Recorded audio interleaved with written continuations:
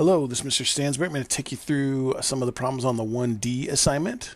First one we're going to take a look at is number 1. Find the absolute error and percentage error in rounding of the yearly profit of 1,367,540 to 1.37 million. Okay, so first thing, absolute error is VA. And if you remember, the VA stands for the approximate. So that's the estimated. That's the VA. And then VE is the exact. So this is the VE. So we're going to take 1.37 million, which is that 1,370,000, minus the exact, which is 1,367,540, and take the absolute value of that, and that's the absolute error. So the absolute error here is, let's see, we got 137 minus 1367540, and that gives us 2460, and the absolute value of 2460 is 2460. So the absolute error is 2460. And then now the absolute percentage error is the VA minus VE. So this number here, which is 2460, divided by the VE, the exact. So that's the 1367540. And then we take that number and multiply it by 100 to give the percentage error. So the percentage error equals, we already have the 2460 in there, so we divide by 1367540, and that gives us this. And really, if you're gonna, you can put times 100, or you can just move the decimal over twice, and that's going to be 0.1798. So let's do 0.18 equals 0.18%, which is a nice small percentage error. Okay, so absolute error and percentage error. Next one, find the absolute error and percentage error if you estimate the mass of a brick to be 5 kilograms when its actual mass is 6.238. So absolute error is this here, our approximate, 5 minus our exact, 6.238, absolute value of that. So 5 minus 6.238 gives us negative 1.1238, but it's the absolute value of that, so it's 1.238. And really in this case here, it's kilograms. So that's the error. They're off by 1.238 kilograms. So the percentage error then will equal 1.238 divided by the actual, which is 6.238 times 100. So our percentage error in this one here will be, take that, we'll just ignore the negative on there, so divide by 6.238, and we get negative 0.198. So we'll move the decimal over twice, and we get 19.8%. 19.8% error, so almost 20% error on that, the mass of that brick. All right, next one. Number 4, cost of freight for a parcel is dependent on its volume. Justine listed the dimensions of the parcel is 24 by 15 by 9. Actual dimensions are 23, 9, 14, 8, and 9.2. Calculate the actual volume of the parcel. So that would simply be these all multiplied together, right? That's the actual volume. So that would be 23.9 times 14.8 times 9.2. 3254.22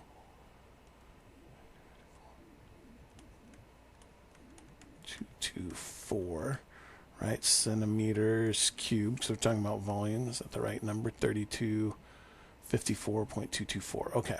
So there's the actual volume of the parcel. Estimate the volume using the dimensions given on the consignment note. So that's going to be 24 by 15 by 9. So 24 by 15 by 9. And that's 3240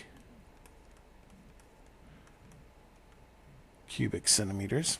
Find the absolute error and percentage error in the calculation using the consignment note. Okay, so the approximate minus the exact. So we got 3240 minus the 3254.224. And that's the absolute value for our absolute error, right? So we got 3240 in there already minus 3254.224. Oops, missed a 2. All right. Negative 14.224, so that's going to give us 14.224 cubic centimeters was the absolute error. And then our absolute percentage error, the percentage error is going to be our 14.224 divided by the actual, which was 3254.224. And then multiply that by 100 to get our percentage error. So let's calculate that. So we've got that divided by 3254.224. Right. And we get that, and then we move the decimal over twice, and we get 0.44% error. So off by less than a percent. That seems like that's pretty good. Okay. All right, let's move on to another one here. Number 9, the side lengths of a rectangle are measured as 2.3 and 1.4 meters, rounded to one decimal place. Use these measurements to estimate the area of the triangle. So if we are going to estimate the area, let's see, rounded to one decimal place.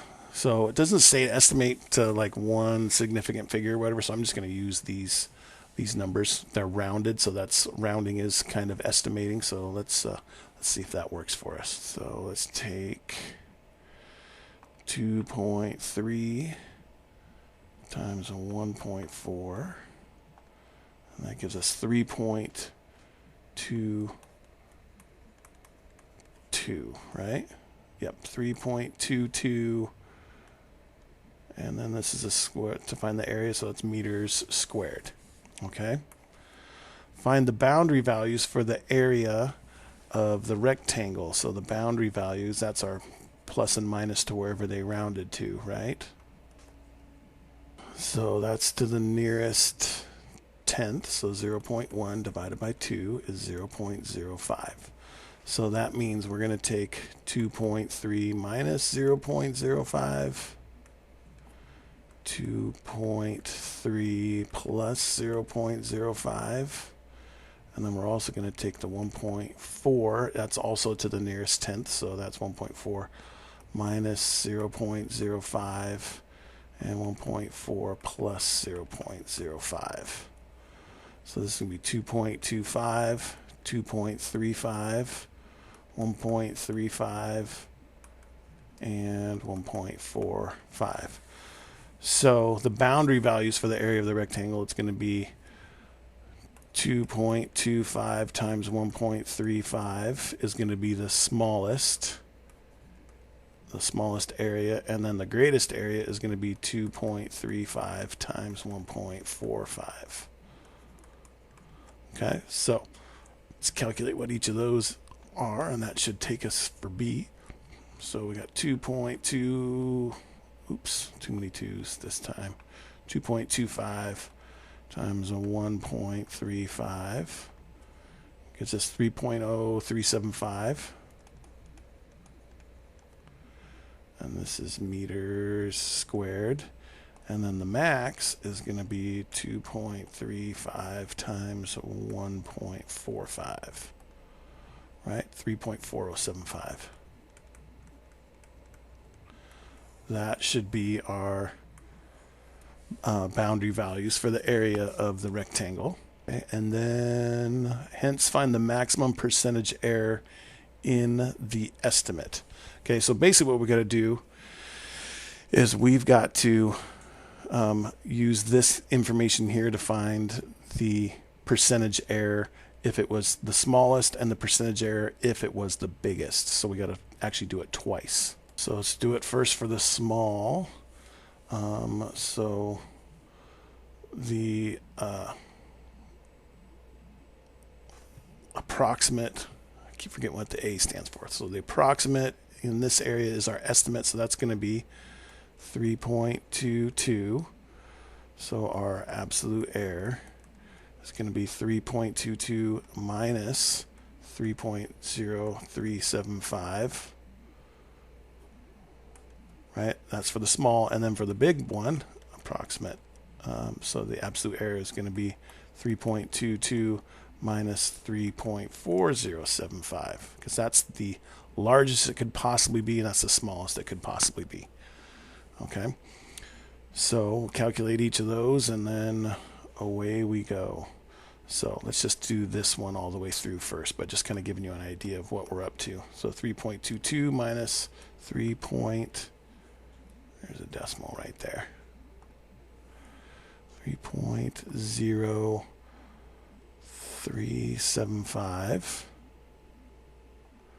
gives us 0.1825. 0.1825. Now we divide that by what we're considering to be the potential actual, would be 3.0375 times 100 will give us our percent error, right? So we've got that already. We divide by 3.0375, and that gives us, move the decimal over twice, 6.01 we'll call it. Okay, and then now we got to check it with this one. We got to find which one is got the biggest percent error. So we'll do the same thing here. All right, and we got 3.22 minus 3.4075, and that's also 0.1875. Oh, this one's 0.1825. 0.1875, and divided by this actual, which is 3.407. Oops, that's a 7.5 times 100 will give us our percent error here as well. So this PE, percentage error, equals, so we got that divided by 3.4075, and that gives us, move the decimal over twice, 5.50. So that's 5.50%. So this one is our winner. That's the maximum percentage error of the estimate would be then 6.01%. Okay? Okay. A little entailed, but we can do that. Next one here. Last one, number 11. Carolina completed 250-kilometer car trip, rounded to the nearest kilometer. GPS in her car displays the average speed for the trip is 56.8, rounded to one decimal place. Estimate the time it took Carolina to complete the trip.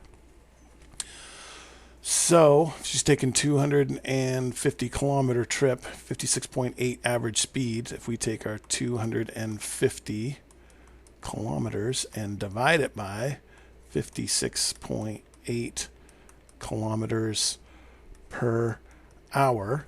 Really, if you think about this here, this kilometers per hour gets, if you're dividing by it, you flip it over and move it to the top. So then these kilometers are going to cancel out, and then this hours is going to move up. So that's going to tell us how much time. All right, so anyway, we take 250 divided by 56.8. I did 65.8. That's not going to be helpful. 56.8. There we go. And we get about 4.4 hours.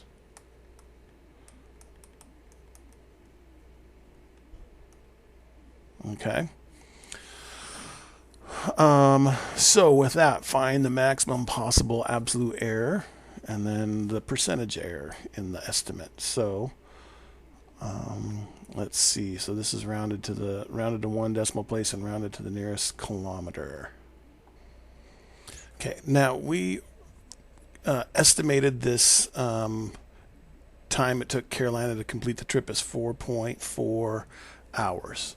But really, this is what we came up with in our calculator. So when we're going to go through and find the absolute error and percentage error, we're going to need this more exact number. So let's do 4.40141 maybe. So 4.4, I can't even remember what I said, 4.40141. 0141 is how many hours it took. Because the more we round this, the farther off we're going to be on our answer here. Okay, so we're going to say that that's our estimate of our time.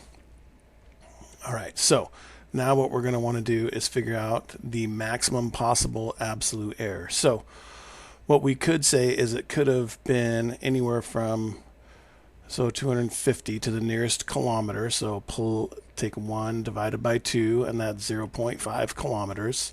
So it could have really been 250.5. And then this here is to the 0.8. So we're going to, so that's the nearest tenth. So we take 0.1 divided by 2, and that's 0.05. So it could really be 0.05 less than that and 0.05 greater than that. So if this was the most it could possibly be divided by the least, our lowest average speed, which would be 56.75, that would be our biggest possible error on one side. And then we'd also have a big possible error on the other side of taking a 250 minus 0.05, which would give us 249.5, and then divide that by 56 and then add the 0.5, so 56.85, and we'll end up with our two extreme scenarios, if that makes sense. Okay, so call up our calculator here, and we get 250.5 divided by 56.75, and that gives us 4.4141, we'll call it. Let's see, we went 1, 2, 3, 4, 5, so let's go 1, 2, 3, 4, 5.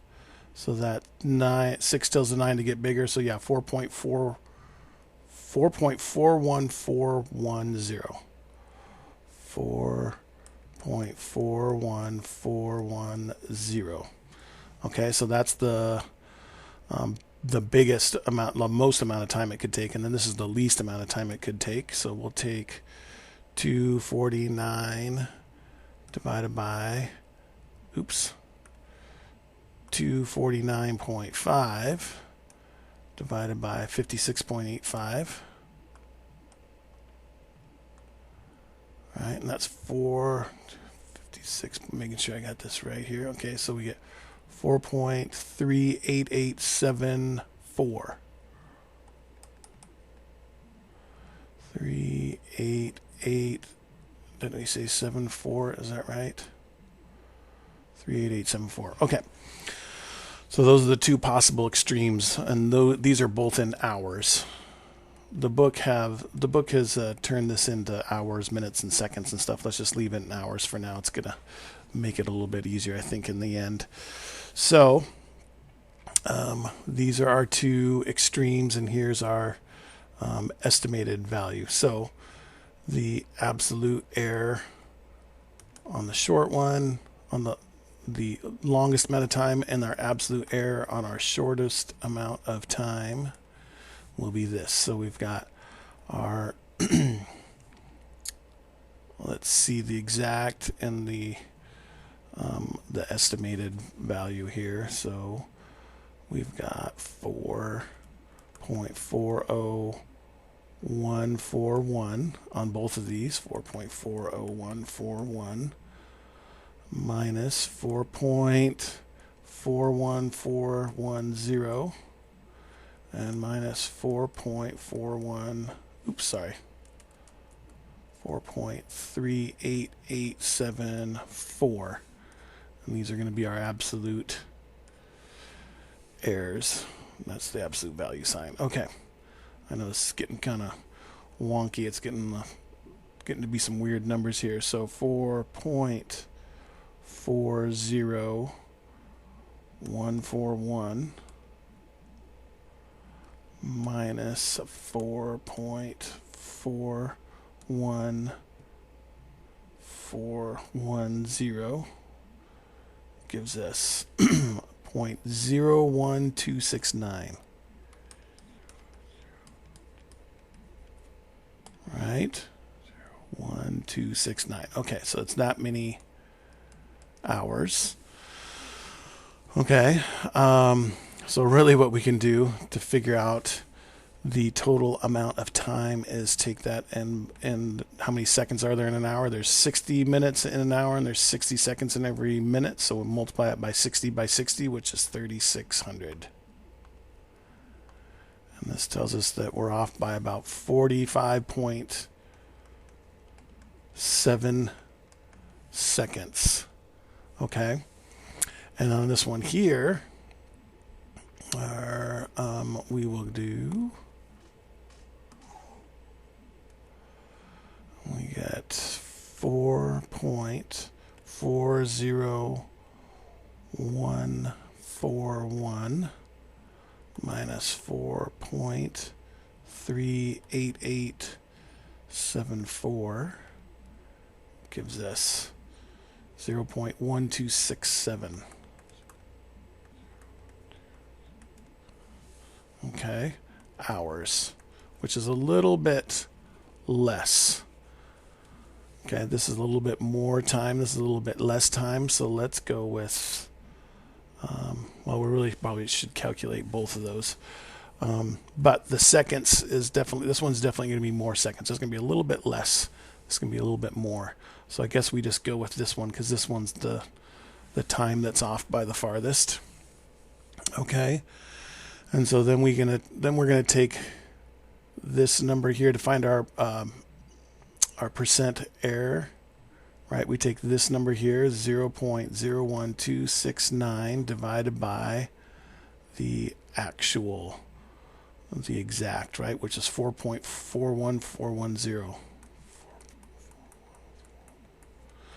Okay, and we see what we get for that.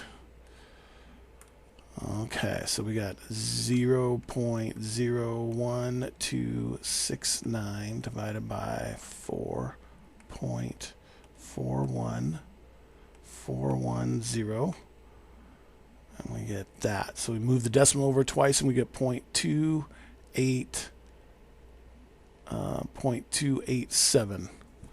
Okay, so we get 0.287%. Okay. Now let's just double check this one over here because really we have this.